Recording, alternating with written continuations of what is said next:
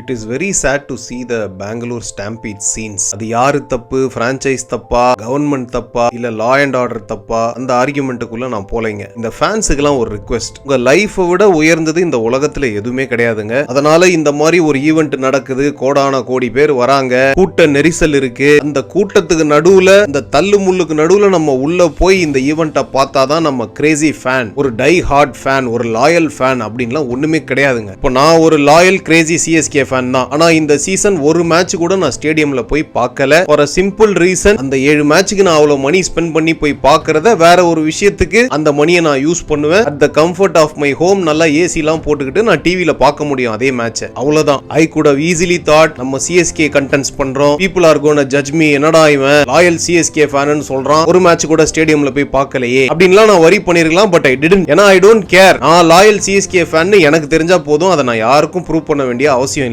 அப்புறம் என் தலைவனுக்காக உயிரே கொடுப்பேன் அப்படின்னு சொல்லிட்டு ஒரு கூட்டம் இருப்பாங்க. அவங்களுக்கு எல்லாம் ஒரு விஷயம் சொல்றேன், உங்க தலைவனுக்கு நீங்க யாருன்னே தெரியாது, அண்ட் ஆல்சோ உங்க உயிரெல்லாம் அவர் கேட்கல. இப்போ நான் எம்எஸ் தோனியோட கேமுக்கு ஒரு டை ஹார்ட் கிரேசி ஃபேனுங்க. And also I consider him as my idol. ஐடல்னா என்ன? Is my inspiration, is my hero and stuff. But என்னோட லைஃப்ல எனக்கு நான் தாங்க ஹீரோ. எம்எஸ் தோனி ஒரு முன்மாதிரி. அவர்கிட்ட இருக்கக்கூடிய நல்ல நல்ல பண்புகளையும் நல்ல குவாலிட்டிஸையும் எடுத்து நான் என் லைஃப்ல அப்ளை பண்ணிருக்கேன். எப்படி ஹம்புலா இருக்கிறது, எப்படி சக்சஸ தலைக்கு ஏத்திக்க கூடாது, எப்படி ஃபெயிலியர் நம்மள பாதர் பண்ணக்கூடாது, ப்ராசஸ்ல ஃபோக்கஸ் பண்ணணும், ரிசல்ட் பத்தி கவலைப்படக்கூடாது, இந்த மாதிரி ஏகப்பட்ட விஷயங்கள் நான் அவர்கிட்ட இருந்து கத்துக்கிட்டு இருந்திருக்கேன். அதுதான் ஒரு ஐடலோட பர்பஸ். மத்தபடி எம்எஸ் தோனி எங்க போனாலும் நான் அவர் பின்னாடியே வால் மாதிரி போய் எப்படியாவது எவ்வளவு கூட்டம் இருந்தாலும் அவரை பாத்துறணும், அந்த மாதிரிலாம் நான் என்னைக்குமே நினைச்சது இல்லைங்க. சோ சத்தம் போடாம அமைதியா, எந்த ஆர்ப்பாட்டமும் இல்லாம, எந்த ஆர்ப்பரிப்பும் இல்லாம அமைதியான முறையிலையும் நம்ம கிரேசி லாயல் ஃபேன்ஸா இருக்கலாங்க. தயவு செய்து உங்களோட லைஃப்ஸ, உங்களோட ஃபேமிலியை ஃபர்ஸ்ட் வேல்யூ பண்ணுங்க.